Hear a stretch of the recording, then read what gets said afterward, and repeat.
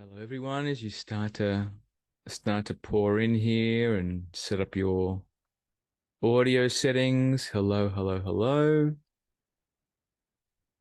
Greetings, greetings. Going to wait a little bit longer and see if a few more people decide to join us today. Thank you for joining me on most of your Saturday mornings. Um, I feel honored to have you here. And some of you are here on your Friday nights. I appreciate you too.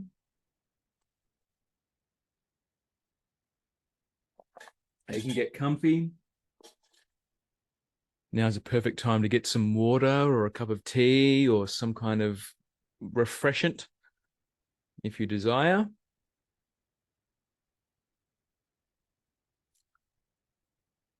I'll give it let's say I'll give it 2 more minutes and then I'll start. To get comfy.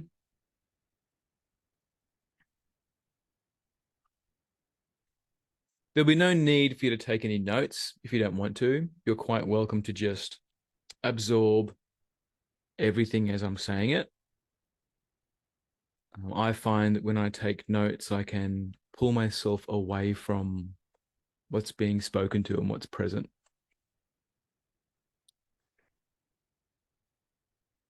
All right. So people are going to keep on pouring in. I'm not going to lock the waiting room. Let's do that one.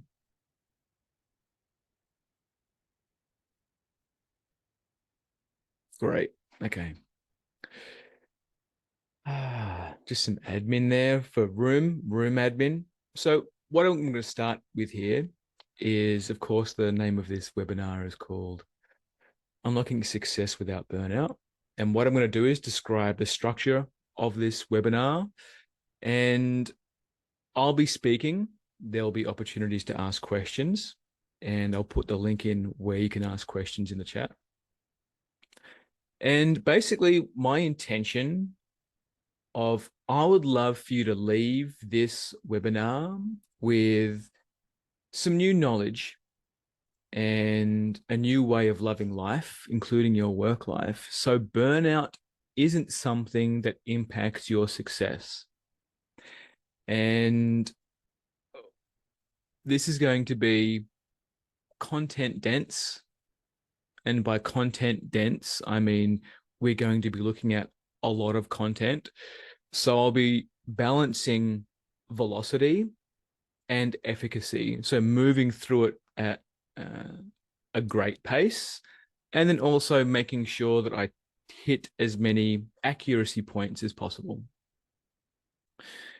Then also expect invitations to work with me.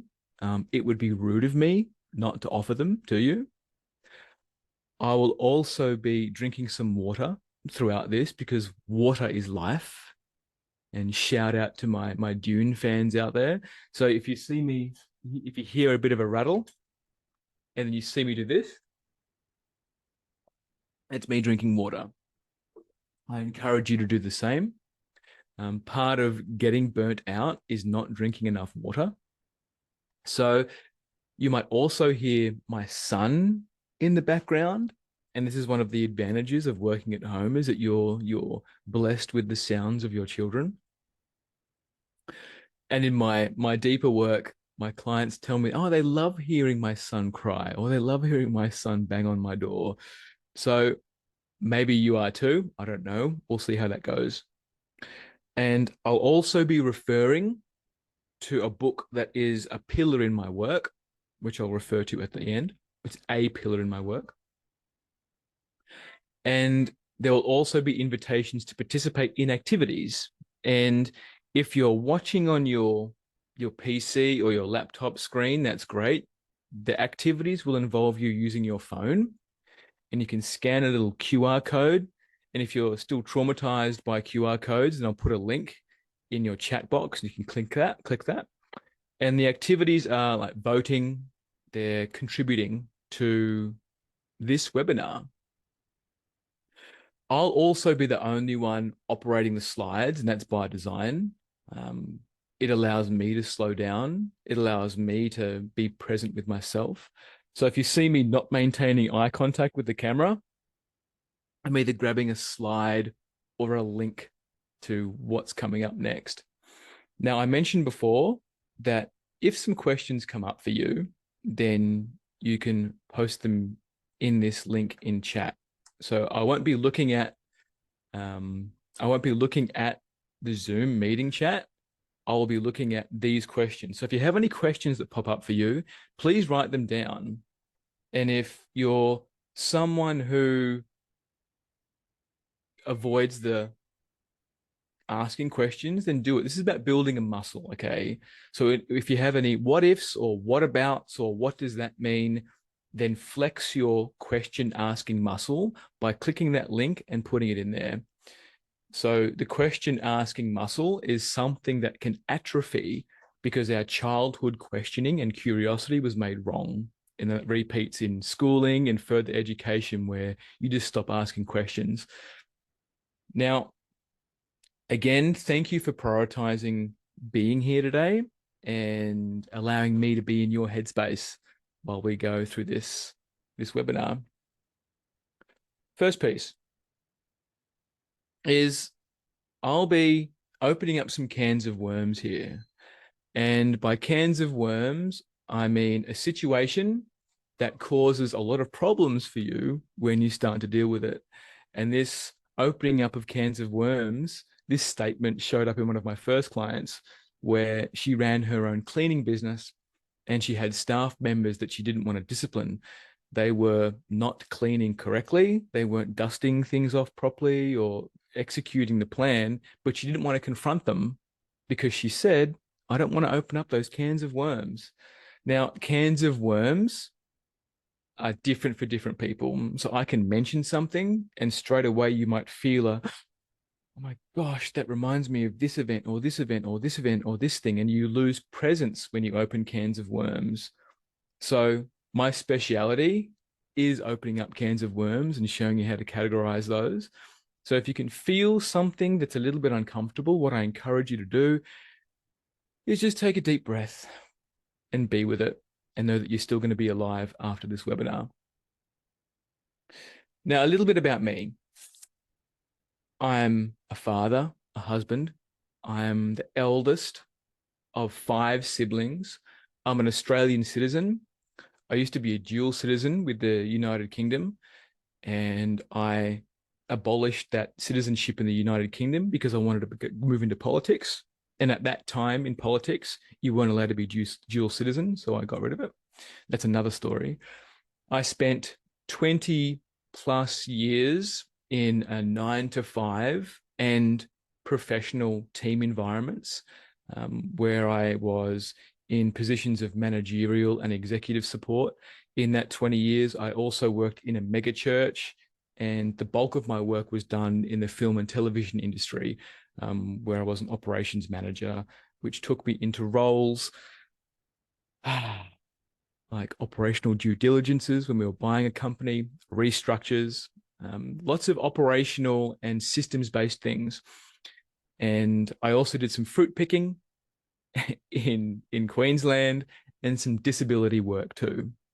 And in all of those roles, I really wore burnout as a badge of achievement. And this might land for you too, where burnout becomes this thing where if you're not working hard, you're not working hard enough. But what happened there was I had a series of events where I was faced with the denial of who I really am, which took me into personal development and therapy, from sitting ayahuasca in Peru to being mentored in therapy techniques that quickly and efficiently bring transformation. Ultimately, I'm passionate about helping people become whole, and I love helping people get more out of their life and relationships. And I specialize in helping people identify and resolve past events repeating in the present. And then when those are resolved, it gives them permission to enjoy work, life, and love. Now, this is the first activity that I have for you. And It's going to involve you contributing. I'm going to put the link in the chat, and then I'm going to move to the next slide here. But what I want you to do is tell me, well, what's the title of your job? Tell me what you do without using the title of your job, okay? And you can get the little phone out and scan the QR code, and it'll also take you to this page. And it's all anonymous, okay? It's all anonymous. I'm not going to be peeking at your answers and questioning you later. So basically what I do, and this is my example, is I help people breathe. Ultimately, that's what I do. At the grassroots level is I help people breathe. So what do you do? What do you do that without using the title of your job? And the reason I say without using the title of your job is because we can get really attached to the title of our job. And I know I was. So, and you can make it funny if you want.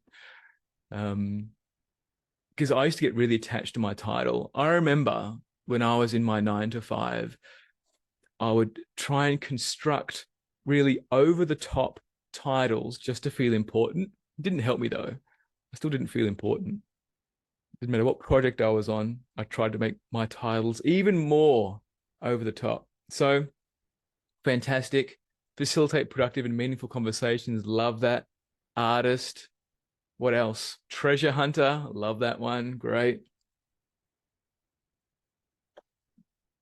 So if you can feel here, like when you contribute to this, beautiful, supporting students' health, physically, emotionally, mentally, beautiful.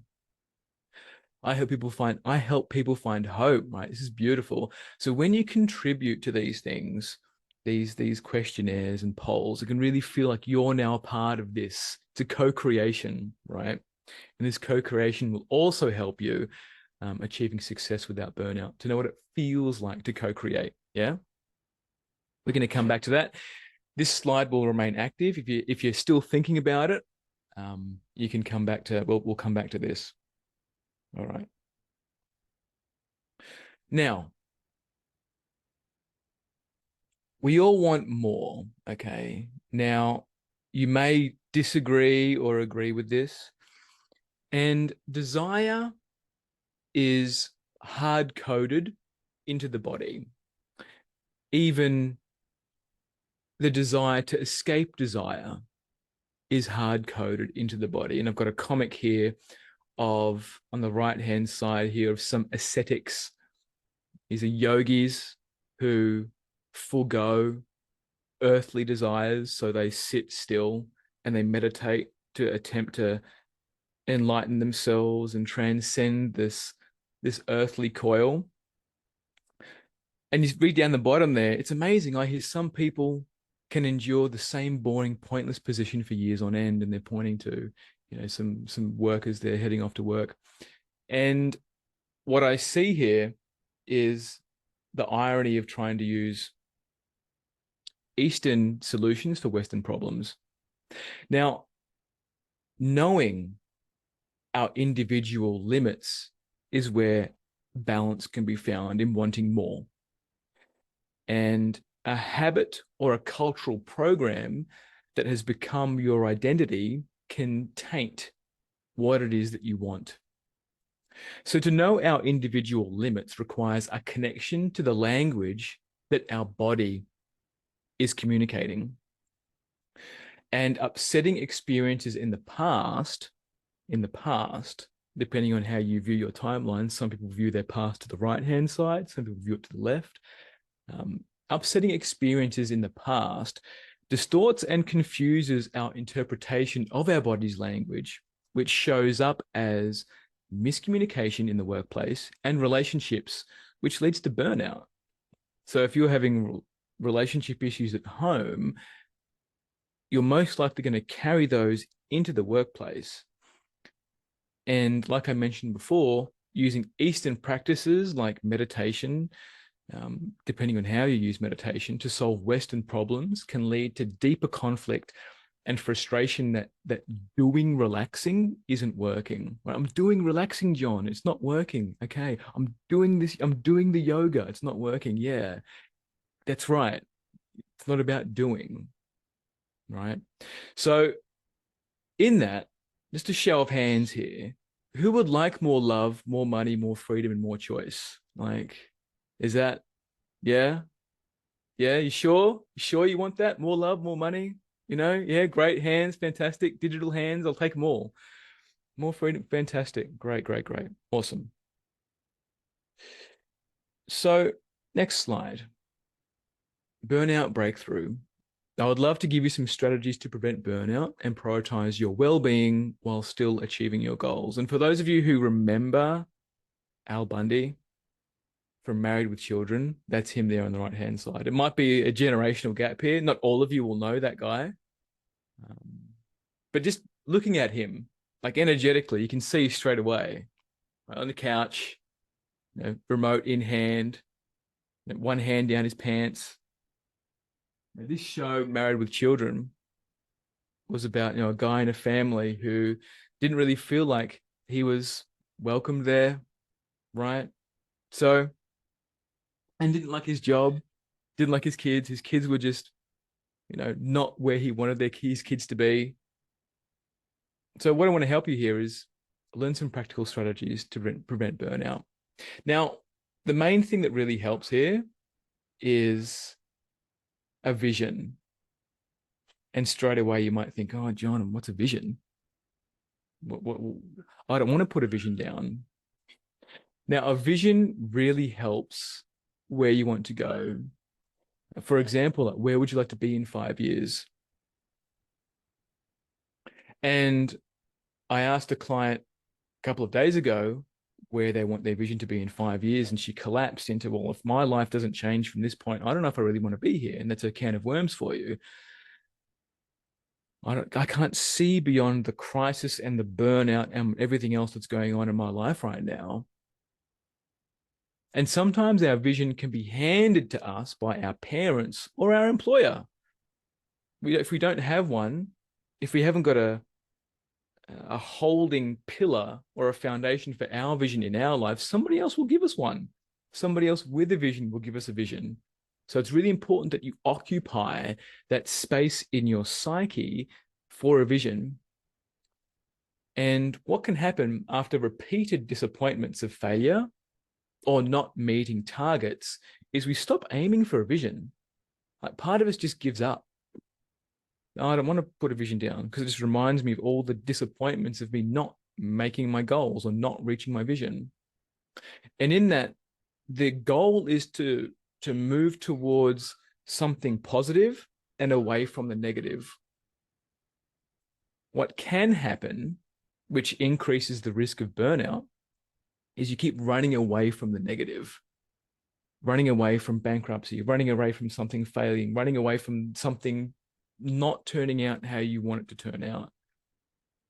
So towards something positive will yield you much greater success sensation than running away from burnout. Just running away from something, your part of you will still be running towards it.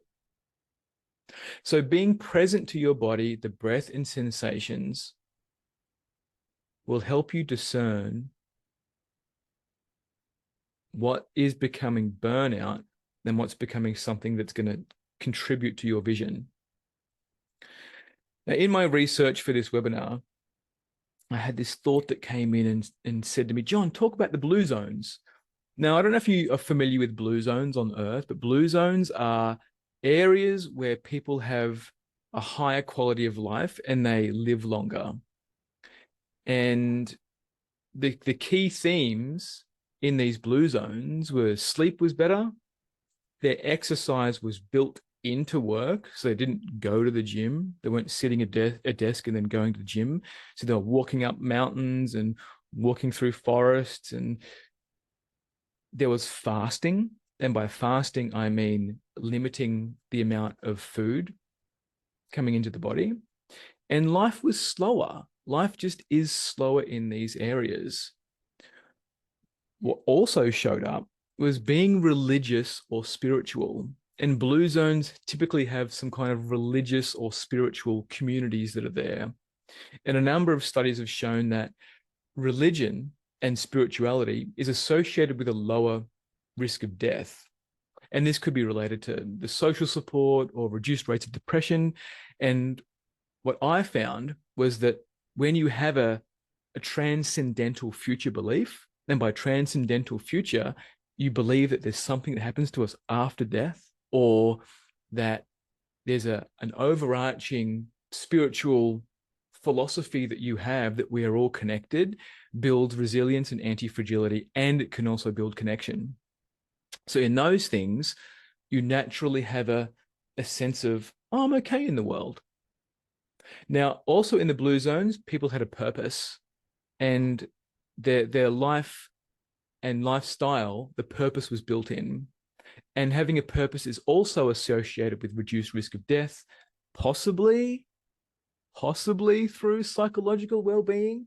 Like when an individual wakes up and they have this desire for contribution, like it ignites their spirit, it ignites their breath, it gives them something that you wouldn't normally find when you don't have a purpose. And purpose can look like multiple things to many people, and you will discover your own one if you haven't already. What was also seen in these blue zones was older and younger people living together. And in many blue zones, grandparents often live with their families. And studies have shown that grandparents who look after their grandchildren have a lower risk of death. And I assert, having a son and seeing him play with his grandparents, that there's a returning to youth and playfulness for a grandparent, which invigorates something genetically and psychologically inside them. So in that, my relationship with Cassie's parents is really good. And whenever my parents come and visit, my relationship with my parents is really good too. And Cassie gets along with my mum and dad as well. So for the grandchildren's parents to have, from I'm gonna get this mixed up. This is hilarious. I can see the diagram in my head and the words are just fumbling in my mouth. When you have a better relationship with your parents, your kids will naturally have a better relationship with their grandparents. So keeping those relationships repaired or attempting to repair them, which is another part of my work, it allows for a coming together of the family system to build a more resilient family system in the future. Also in the blue zones, a healthy social network.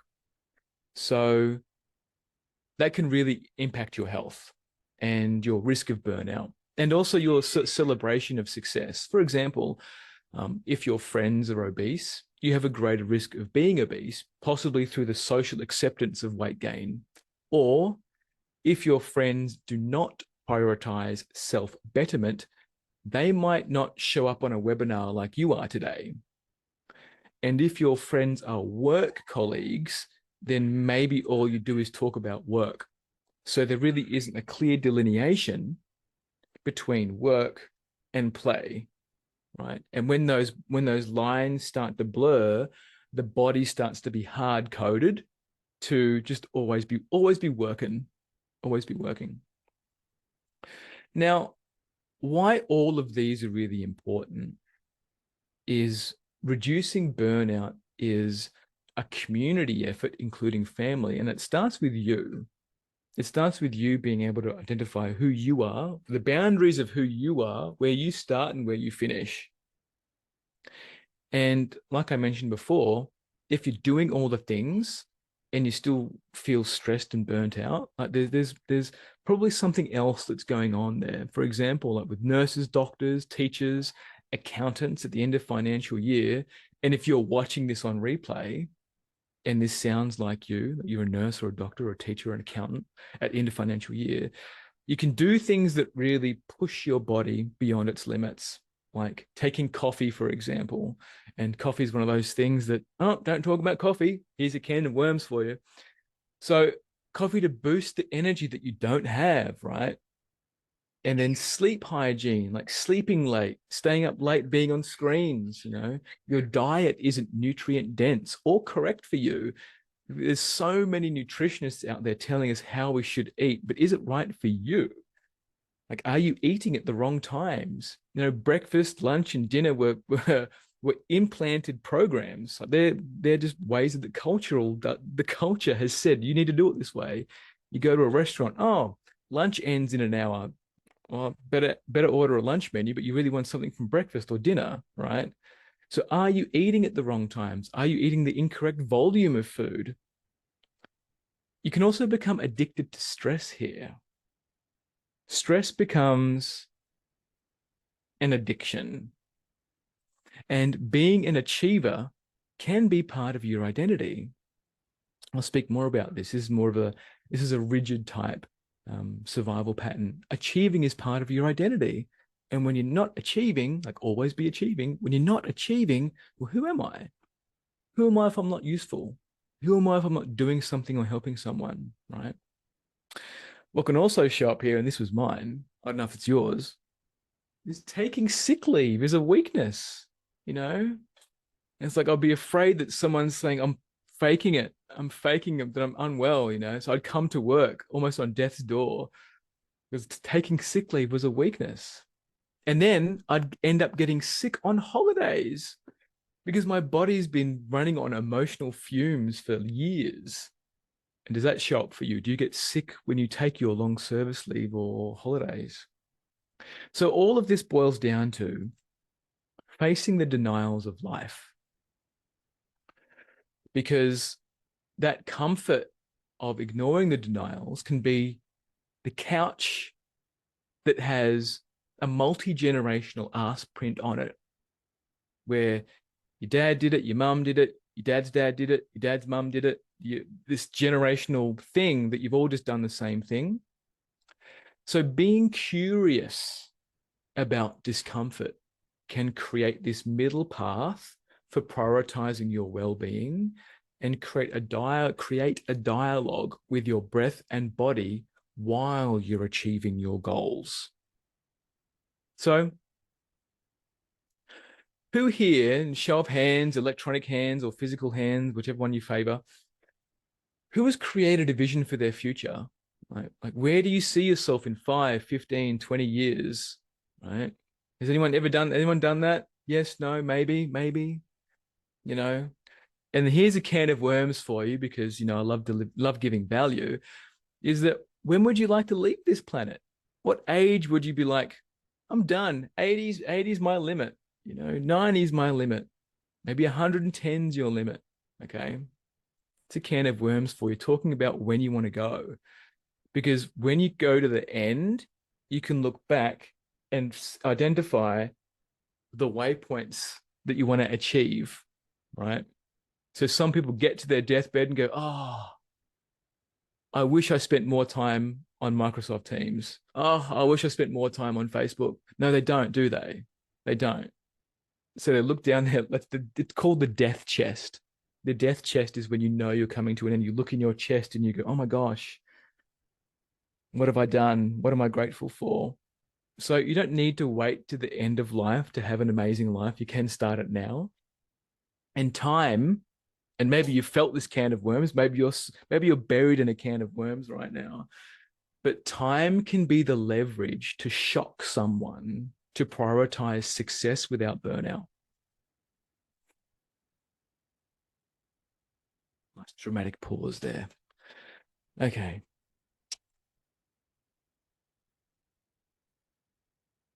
So navigating workplace dynamics. Again, little cartoon there. An error has occurred. I'm saying this in the passive voice to avoid taking any personal responsibility. Now, who's got those employees or employers who are passive in their communication? You can hear the undertow of rage or anger, and they're just speaking this passive. Oh, no, it's okay. It's okay that that didn't meet our deadline. No, that's okay that project is failing. It's okay that we're now, 20 grand in debt because you didn't do that thing. That's okay. No, right? There's a real, I'm angry. I'm frustrated. So exploitation by employers, navigating workplace challenges, competition with colleagues, and how to not sacrifice your values or integrity. Now, exploitation, strong word, right? Strong word. And I did a poll on my social media to distill the content of this webinar, which means that there are a particular type of market segment straight away. So they're already on Facebook, they might have access to, might spend maybe more time on Facebook than they would. So there could be a sensation of exploitation in their work life, maybe, possibly. So when I say exploitation, there can really be a meaning and a feeling behind that, right? Words come with a charge, depending on what your upbringing was, depending on how emotionally aware you are, what your EQ is, emotional intelligence. But exploitation has crossover with money, with life, with FOMO, with JOMO, fear of missing out, joy of missing out, right? But when I hear exploitation, I hear oppression, obligation, and hierarchy. Now I'm going to start referencing the book that I spoke to earlier. Of the 5 survival patterns, there's four survival patterns that are the most susceptible to exploitation. And then there's one that executes the exploitation, right? So can you see that hierarchy forming, right? And then when hierarchy is being run from survival patterns, it will accelerate burnout. So exploitation is a felt sense, yeah. When you feel like you're being exploited, whether it's a partner or a colleague or a workplace or a planet or a system, government. But point to exploitation, right? And point to your exploitation. And point to a business logo. That's just a logo. Point to Nike. That's a Nike. That's just Nike, right? Try and put exploitation in a bottle, right? What really shows up here is a conflict of values and the exchange for your labor, the exchange for your presence, the exchange for your life. Now, when I'm talking to people about this in my client sessions, they tell me, "Oh, if they just paid me more, I wouldn't do it. I'd be happy." It's like, really? Would you really? Like, if you got paid more, you'd be comfortable with betraying yourself more. Like, is that what you're telling me? You'd be comfortable to betray yourself more if you got paid more. Do you even like your job? No? Well, then that's the thing, right? So there's a Goldilocks zone for payment where adding more does not improve the quality of life, which means it's not going to reduce the burnout. I'll say that again. There's a Goldilocks zone, and by Goldilocks, I mean a sweet spot, like for what you're being paid versus the tasks that you're achieving, where adding more money does not improve your quality of life. So that's not going to reduce your burnout, right? I know for me, in my corporate job, I got paid more. John, here, have some more money. Here's a bonus, and I'd still be burnt out. I'd still be exhausted. I'd still be having like 3 or 4 cups of coffee a day, right? So to not sacrifice your values or integrity, you need to discover what those are. And are they truly yours? Are they your values? And are they your values and your integrity? What feels out of alignment for you? And you only know that by discerning who you are from who you've become. Now, this book speaks to survival patterns and personality patterns. And this is very different from DISC testing, Big Five, Myers-Briggs. But DISC testing, if you've done it, I've done a lot of DISC testing when I was in my corporate career. The Defence Force has done it, like Medicare, which is in Australia, that Medicare is the health system. Banking sector's done DISC testing. Universities do DISC testing. All kinds of government departments do DISC testing. DISC testing and those kinds of tests, like Myers-Briggs, Big Five, what they do is they identify your character, like your survival patterns. Who you became to survive isn't who you are. So while they might be useful to look for compatibility and where people are best used, it's basically your trauma telling you how you can be. But what the personality patterns does, it shows you that What you've become is not who you are. So when someone says that they're an INFJ or a TMPG, that's actually not one, but it's an acronym that just popped into my head. That's their trauma patterns. That's how they've become. It's how they've survived in the world. To imprint that in your 9 to 5 means underneath all of that, there's a little child, or there's a little part of you that's screaming out, telling you, this isn't how I want to live my life. This isn't it. Right. So, for example, like my big five changed, and my Myers-Briggs changed after I started doing this work, like using the pillars in this work. Excuse me. Now, what can show up here is when you're out of alignment, when you can hear this voice or hear this thing inside of you that says there's something that's wrong, I shouldn't be here, then you'll have an undertow of fear of being found out that you're a fraud. And you might use terms like, oh, that's above my pay grade. Or in the appraisals process, it just becomes this performative thing. And team building becomes performative because the fundamental culture needs to shift within you and in the organization. So what I see here is that culture ends up being this bolt-on accessory or secondary thought to the profitability of a business. And when it feels like that, then burnout is a waypoint that someone goes to realize that, oh, maybe this job isn't for me. Or maybe how I'm aiming for success here isn't actually for me. And what can show up here is cynicism. Cynicism is a coping mechanism to deal with the realities of how our past is reoccurring in the present. And you might hear terms of do as I say, not as I do. Or you see a boss doing something that when you do it, you're not allowed to do it. So cynicism increases the risk of burnout. And not reaching success because you do not believe in how or maybe what you're doing.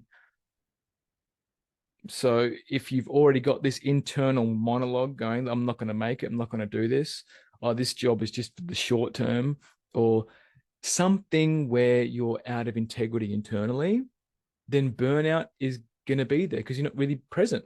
You're not present to your situation. You're not present to the conversations that you need to have. So to summarize all of this, to bring it all in, reel it all in, Johnny, reel it all in. When someone is not present, they are victims to their own environment and circumstance. When someone is not present, they are a victim to their environment and circumstances. When someone is present, they are in the zone of mastery, which is the pathway to success without burnout. So, for example, if you or a colleague is not present, communication becomes disjointed and error prone. And then when communication becomes disjointed and error prone, excess energy gets wasted on fixing things that got broken or going in tangents in a business that are completely off target. In this, multitasking is a credential for burnout because there's no presence. And this is something I discovered in my corporate career, which I tell anybody else who's doing it 9 to 5 and running their own business, is task switching comes at a cost. And it paves the neural pathways and muscle memory for stress, for addiction to stress and activity. So when I was in my corporate job, I had a managerial position and I had a technical position and I had a support position. And I had phones, emails, I had a landline phone, a mobile phone, and an email. And what would happen is, because I was a nexus point, a central hub for interdepartmental communication, I'd be bombarded with tasks. And my technical responsibilities would involve taking cameras apart or taking equipment apart. So here I am looking at a circuit board or a whole bunch of screws on my desk. And then all of a sudden, I've got someone asking me, oh, John, this piece of software is not working. It's like, okay, great. So I'm task switching. Now I need to come back to this. Where was I up to taking this freaking camera apart, right? So, and people would say, John, you're doing such an amazing job. So I wore that badge of multitasking as a badge of honor, but it just burnt me out. I'd have another cup of coffee, or I'd go have some biscuits because I was so stressed I needed a sugar high, right? And what showed up for me here, and it might show up for you, is that smokers seem to get all the breaks, you know? Having those 5-minute breaks that turn into 15 minutes, asking for breaks and taking breaks, I couldn't do because I wasn't a smoker. So I actually took up smoking in my 20s to have a break outside, right? Because for me just to go outside and have a break, I felt like I was being looked down upon by not working. But smokers got a free pass. So what's really important here is when you take a break, to help wind down the risk of burnout, is about reconnecting to your body. Reconnecting to your body, the ground, and the breath. And that will build muscles for healthy success. Because when the body just becomes a tool for achievement, the risk of burnout goes up. Embracing self-competition. Now, there's a comic there. I just threw it in there. I thought it was funny. It has nothing to do with the webinar. And for me, it's about having fun. So if you can't have fun, then life is destined for burnout. So discovering self-competition here, the power of competing with yourself rather than others, and how this mindset shift can propel you towards greater success and fulfillment. So measurements and metrics create pressure to perform. And there's going to be a check-in slide after this one, so you can take a break and we'll do a bit of a stretch. So metrics and measurements create pressure to perform. And some survival patterns thrive with this kind of pressure, and others can collapse. And there's survival patterns that can really beat themselves up over not performing well. One type in particular, the endurer, can really suffer with self-competition because there's an unconscious desire to be ridiculed and fail. And that could be a can of worms for you. What, John? What do you mean there's an unconscious desire to be ridiculed and fail? And it might sound weird, but when you're in inquiry to your own individual motivations, it can be exposed and helped. And the endurer hates being told what to do. There's a whole assortment of things that the endurer does, and they do show up in the workplace. They do show up in the workplace, and they're usually the ones that have those passive tones when they're actually furious underneath it. Now, I'm going to throw to you, who here can use electronic hands or physical hands? Who struggles with celebrating achievements? Like you do something, yeah, few people there, yeah, celebrating achievements. So creating webinars, finishing a project, organizing a date night, or having a repairing conversation with a partner or a friend or a colleague. Like all of these things might not seem big to someone who doesn't celebrate achievements, but they're really important. And it's really important to manage your burnout threshold and your success threshold by celebrating all the little gains, the little things that might feel like, oh, that's nothing.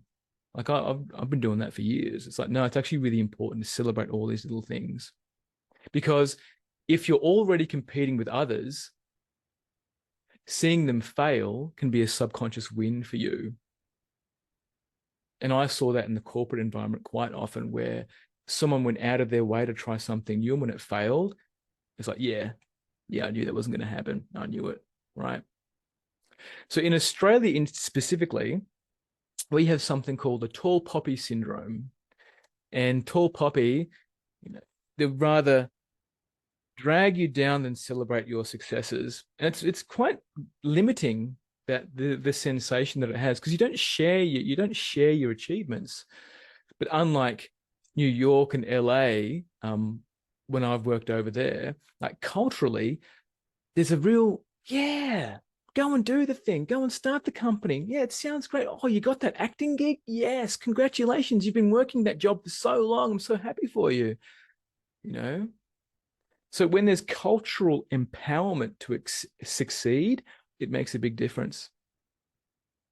And then in this, How do you compete with yourself? And like I mentioned before, creating a vision for yourself and aiming at it, which includes mindset, alignment, energetics, if you really want to get woo woo. And to create a vision requires dedicating time to creating that vision, which requires the space to do it, which is self-care. Taking time out of your day, your week, your months, your years to stop and be in reflection of what's been is self-care. And I take clients through this process because they're dedicating themselves to a moment in time, whether it's 15, 30 minutes, 60 minutes, 2 hours, 3 hours. Like I'm present with them to take them through these processes. And in those, to be happier, more flexible, be more vocal, and to delegate more, like I help them score it. And to compete with yourself, you need to have a metric of where you are right now, a metric of where you are right now and where you want to go. For example, if I was to gauge, if you're someone who needs to delegate in your job, like how much out of 10 do you delegate now? How much out of 10 do you delegate now? And don't answer that. It's okay. You can answer it internally. And if we work out what's in the way of you delegating, then you will have a transformation. So if you're delegating at a 2 out of 10 now, and you really want to be at a 10 out of 10, well, what's those missing 8 points that's stopping you from delegating? Oh, I don't trust the people. I think they're incompetent. I think the human resources just doesn't hire the right people. It's okay, cool. There's a conversation that can be had here, right? To reduce your burnout and increase the success of your organization or the organization that you're working for. And then what can also show up here is what's the cost of not getting this resolved? This is a can of worms. What's the cost of you not being able to delegate?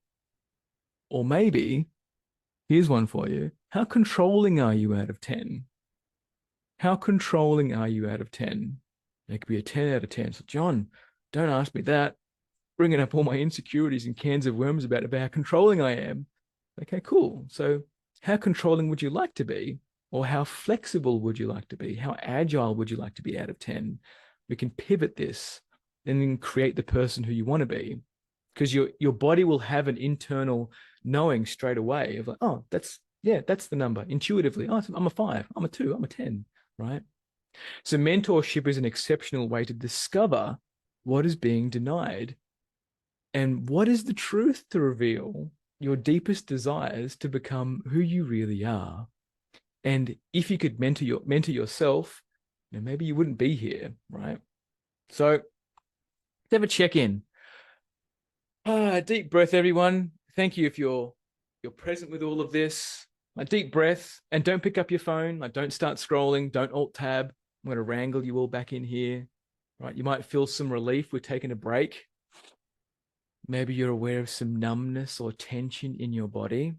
Yeah, take a deep breath. Maybe give your body a bit of a shake. Maybe you're about to go back onto your screen afterwards. After this webinar, maybe you're going to dive back into work. And just remember, if you have any questions and questions have popped up, just pop them in that chat link I've just posted in the chat. Put them in there. Questions are important. Deep breath. And back into it. Great. Okay. Building stronger connections. Another comic here. You got Moses awaiting the word of God, and you've got the chat box of God, like waiting for it to happen. I'm a bit of a heretic. So I love opening cans of worms. I do it for a living. I'm exceptionally good at it. And that could be a Dune callback, worms. So to overcome conflicts with colleagues and foster healthier relationships by understanding different work styles and communication preferences. Now, like this comic, religion and politics can be real hot buttons in the workplace, right? And now that science has become more political, let's bring that into the arena over the last couple of years. And the content we ingest informs our opinions, beliefs, and choices in the world. So the fears of life and death, or death and life, are cans of worms. And when we're confronted with needing to open a can of worms, some of us say nothing. And then some of us say too much. So ascertaining what is correct for me and for you will build the stronger connections. And presence is a key component to that. So if you're someone who wants to be right or loves having the last say, or you withdraw, all that erodes connection, all that erodes an opportunity to go deeper. So like I have here on the slide, conflict is an opportunity to connect. It's an opportunity to connect to what's actually going on here. What are we trying to achieve? What's the vision? What are we doing? And this shows up in relationships too, because when a relationship has a vision, with both couples have a vision for the future, day-to-day conflicts are less relevant. They're less of a they carry less volume. So of the survival patterns, there's 3 types that avoid conflict and 2 types that like conflict. And those that avoid conflict might label those who like conflict as enemy or nemesis or bullies, like they don't understand me. I just want them to leave me alone. They can even go down the path of, oh, they're a faker, or they're a brown nose, or they're a credit thief. You know, you do something in the office and that other person takes the credit for it, or they just feel unacknowledged. They just feel unacknowledged. So stonewalling by colleagues is another example where someone might walk into your office and mic drop some insult or passive aggressive statement and then walk out. Right? What's that about? You know, you try and get the human resources involved, and it just turns into this debacle that what are you really doing? What's present for you right now? What are you trying to achieve? What's the project misalignment? What's the KPI misalignment? And to deal with all this requires advanced containment. And this is about empathy and curiosity. Like, what's really going on here? Taking a breath, acknowledging what's going on in my body. What's really going on here? Like, how can we add to life in this moment? Or do I want more leverage to win this conflict? Now, presence will radically transform your work, professional, and intimate relationships. And I've asked you before, so I want to check in again. Like, who wants more love at home, right? Yeah. Now, of these 5 types, there's the overgiver. And I've renamed these for the context of this webinar. There's the overgiver. And in the book, it's called the endurer. And they survived by saying yes because they can't feel or express a no. There's the overthinker. And in the book, it's known as the leaving pattern. And then they survived by thinking something confusing would happen or overwhelming. They think, go into their head, right? There's the avoider. And in the book, that's the merging pattern or the merger. And they survived by talking. They just talk. And then you might find them in the workplace and you'd be like, don't you have work to do? Like, you're just talking at me about your weekend or whatever, or some conversation. Then there's the dominator. And in the book, they're known as the aggressive type. And they survived by exerting their power and cutting off their feelings. And these people tend to rise to executives and managerial levels because their aggression is the fulcrum at which they succeed. And then there's the rule maker. And in the book, they're also known as the rigid. And they survived by being perfect achievers. I'll do it this way. These are the rules. And they also love making systems. It's like, oh, there's an error, there's a problem. I know how to create a system around that. In fact, if you're a rigid in this call, you probably find all the mistakes in my presentation, or when I've paused or lost my words, or maybe the camera's a little bit slanted because the brickwork isn't level. You know, there might be something that you see that's just not quite correct, but you're automatically drawn to it. Why is he in a hoodie? Isn't he hot? You know, the lighting could be a little bit different. You know, if I was to improve this workshop, this is how I tell him. So this is the rigid part of them. It just naturally comes out of you. It's a gift, and it can also pull you out of presence. So to build stronger connections, it requires finding the compassion for the other. And you'll find compassion for you in there too. When you start discovering, oh, you mean I'm actually, there's more to me than what appears right now? So, yeah, there is. There actually is. And this is not about saving the other person, it's about being present.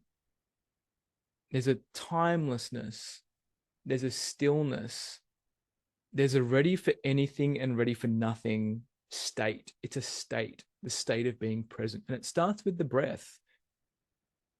But these survival patterns interrupt your breathing pattern. So when you do feel overwhelmed, you can hold your breath, you can breathe shallow, you can start breathing in your neck, you can start breathing in your chest, you stop breathing into your whole body. So, in the context of success without burnout, to learn about and apply these techniques to staff, family, and colleagues, you can build a cohesive team that moves forward together instead of tantruming, threatening, and exploiting to get needs met and goals met.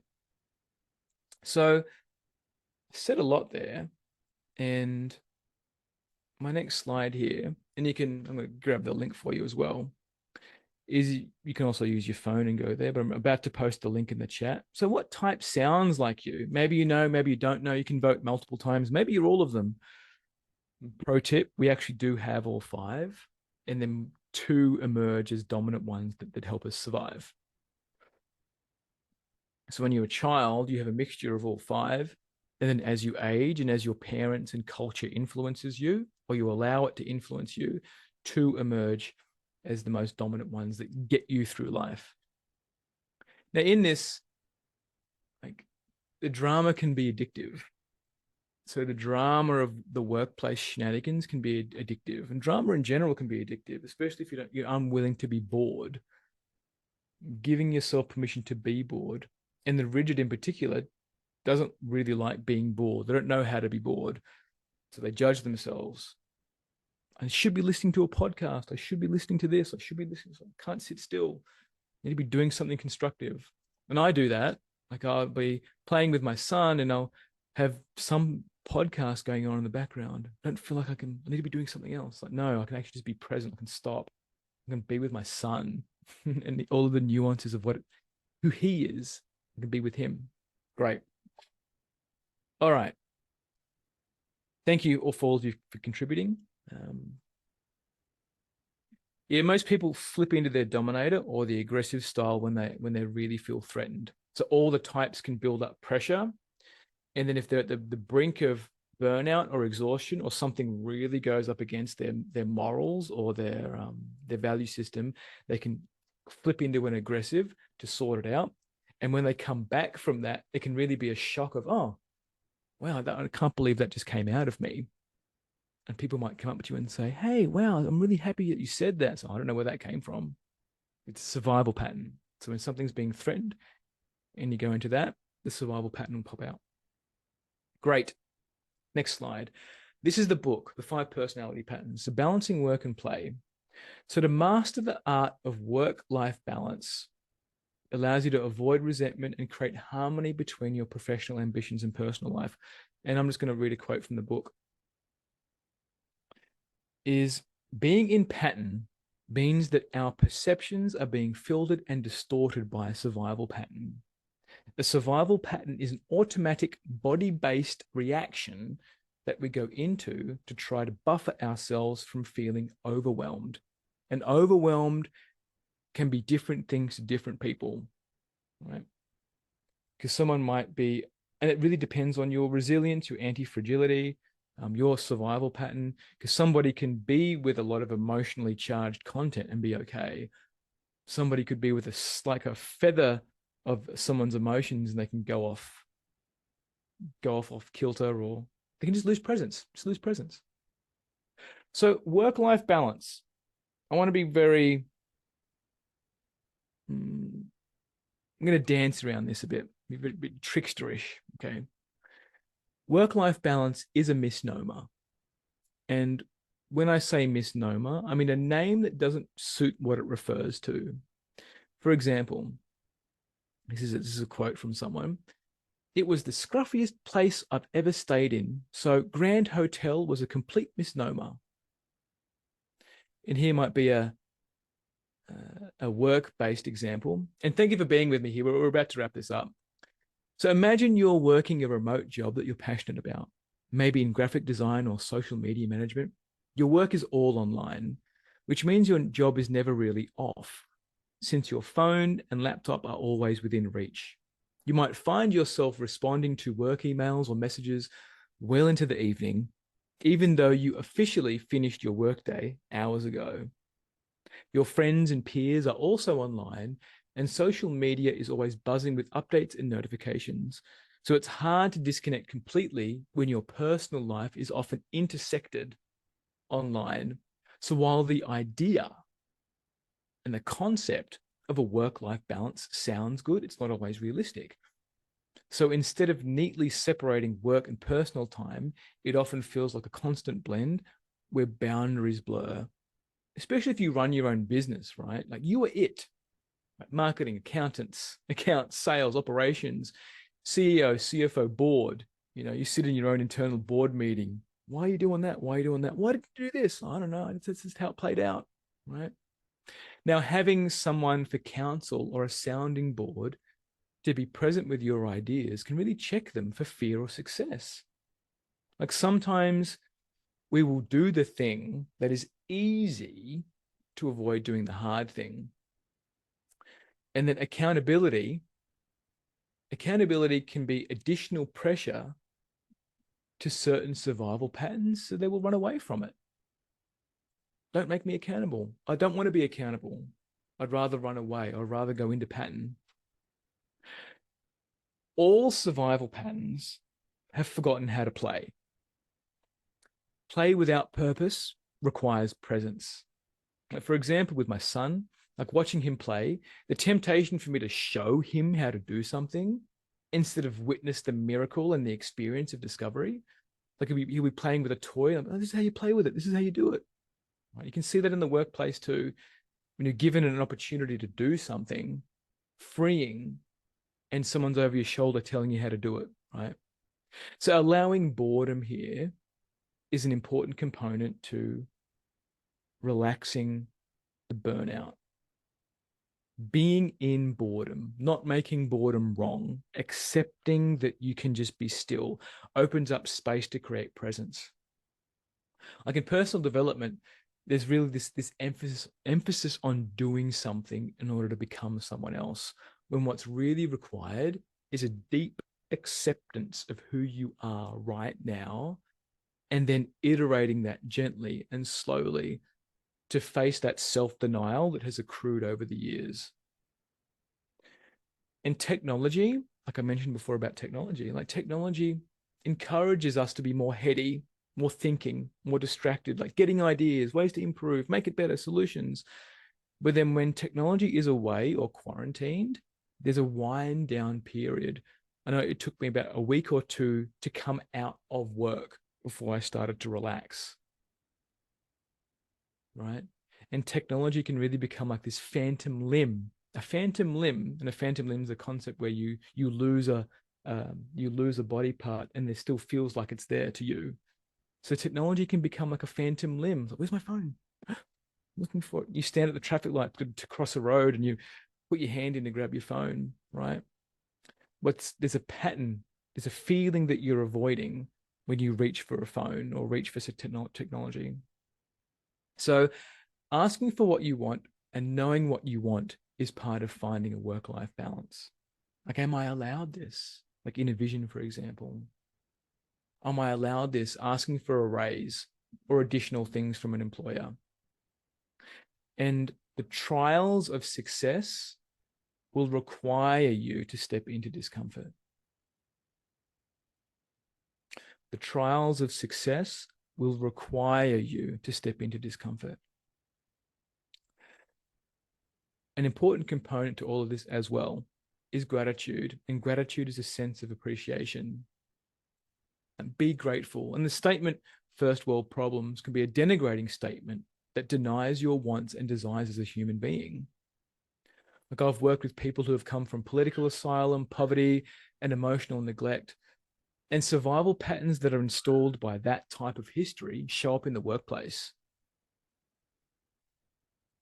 So they can show up in not being able to resolve conflict. They can show up with burnout and overworking. And can you identify stress as an addiction? Right? Procrastination is a survival pattern for stress. Procrastination is a survival pattern for stress. It's a subjective threat test for what happens if I don't do it. Right? What could be worse?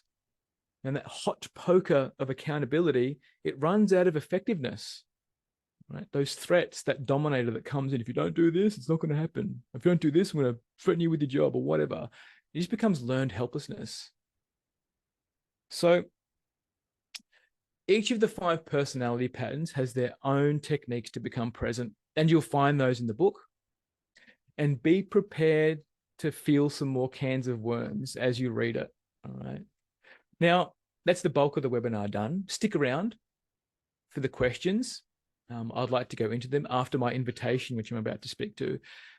So listen to this if this webinar was of value to you. And if you want to skip the book and just start doing the work necessary to find the presence, to discover who you really are, like I can diagnose the survival patterns really easily and their pathways to presence efficiently and accurately. Or if you've read the book and you've reached the limits of understanding, I can help you create that vision for your future, and I can mentor you to get there as well. So if you want to do that, I'm going to get my link here. Take a deep breath, and all the rigid's in there saying, all the rigid's in here saying, hurry up, John. There's a link in the chat. Jump on the link tree, and you'll see a message me button on the link on the link tree. Just go in there and send me your favorite emoji, and then we can start a conversation around what creating success is for you, or if you have something that you want to ask me specifically that you didn't want to put in the questions, we can do it there as well. And then 2 more things just before we start on the questions. I'd love to know, I'm going to bunch in the next slide here, is like, how was this useful to you? Like, how was this webinar useful to you, if at all? And I'll put the link in how to get there in the chat too. And what's really important here for me is to understand if I'm wasting my time talking about this stuff, or there's actually some value involved here. Because I can go into all kinds of tangents, creating content and creating things, and sometimes it doesn't land for people, or maybe it's 8 years ahead of the curve, and I just need to focus on where people are at right now. So if this was of value to you, tell me right in this link at that QR code of write it in the QR code and answer the questions. You'll see it'll take you to the questions. And then while you're doing that, I'm going to have a look at the questions that have been posted here. Jump into the link. So if you don't know what you're doing right now, you are telling me from that link in the chat what you got out of this webinar and if it was useful to you, or you are sending me a message through that link tree, which will take you to Messenger on Facebook. All right, here we go. Here we go. All right, let's do an hour ago. Consciously connect to parents and children. Okay, cool. Okay, different link. I could find satisfaction being. I could have find satisfaction in being controlling. You can find satisfaction in being controlling. Yes, you can. And being controlled. So there's survival patterns that like being controlled and enjoy being controlling. And sometimes that can work in a relationship dynamic. If you can own it, it can become a part of the relationship dynamic where you just design the relationship that you want. And maybe one of you does want to be controlled and the other one likes being the controller. It works. You just got to admit that that's what you both want. Other question, is it possible that those patterns change as you do years of work? Yes, they do. So what happens is you start to go, once you identify the patterns that play out for you, it's usually two. The more work that you do, you can become so present that you know how to shift into another pattern to use the gifts of the pattern. So this is a really important piece, is that not the patterns aren't bad. They are not wrong. So if you can remove the pathology from the patterns and then apply that, oh, this is just what it means to be human, you can learn to pivot in a situation and invite other patterns to come in to execute or create whatever it is that you want to create. For example, my default is rigid and aggressive. And when I'm in sessions with people, I know what my merging pattern feels like, so I can become more merging in a session. And merging has specific gifts around being able to modulate and co-regulate the central nervous system. The book talks about this. Great. Next question. To be ready for nothing, to be prepared to experience boredom. Why is that so difficult and why is it so important? Great question. So it's so difficult because the body gets hard coded to be a certain way, and you'll come face to face with not wanting to do that because it starts to crack the identity that you've created. And this is where what I find in particular, people who have quite a reinforced sense of identity, to have them confront that identity can feel like it's a death. Like, why is it so hard? I don't want to do this, right? All of your defenses come up because you're being confronted with facing something that you needed to build up a survival defense for. And why, hopefully that's answered the question. And why it's so important is because it takes you into presence. It's important because it allows you to be present with people that you love, people that have the opposing survival patterns for you. It's also important to make you feel like you're actually part of humanity, that you're welcomed here on earth, that your opinion matters, that your presence matters, your contribution matters. So it's important to create a template of where humanity can go and who you really are. Otherwise, when you wake up in self-betrayal, you already are on the back foot to creating more burnout than success. Those look like all the questions that are there, which is great. Thank you so much. Usefulness, here we go. Learning about my personality patterns and how they show up in all areas of my life. Explore your controllingness. It reminds me of what I really do. And if I get distracted, it redirects me to remember what I am actually wanting to do. So many interesting concepts and ideas to reflect on. Great. I really love, this is a really great, I see two people are typing, keep on typing. Really great sample of what I'm doing here. That's great. Thank you. You can keep on typing in there. So I'm just going to stop the share and speak to you face to face. Hi, big screen, me. Hi, how you doing? Great. No, it's different, right? And you're talking to a screen. There's a bunch of text on the screen. Hi, welcome. I really appreciate you. I want to let you all know, I really allow this to land. Thank you all for coming and being present and contributing. Know that if you're yawning, it doesn't necessarily mean that you're tired. It can mean that you're having a somatic response to what I'm speaking to, which can be cans of worms related. Okay, so yawning is a form of emotional release, as well as crying and screaming and stomping your feet and throwing a tantrum. So if any one of you out there would know anybody else in your life that would benefit from this content, like, share it with them and let go of the outcome. They may never watch it, or they might never have any interest in this, right? Or they might, you never know.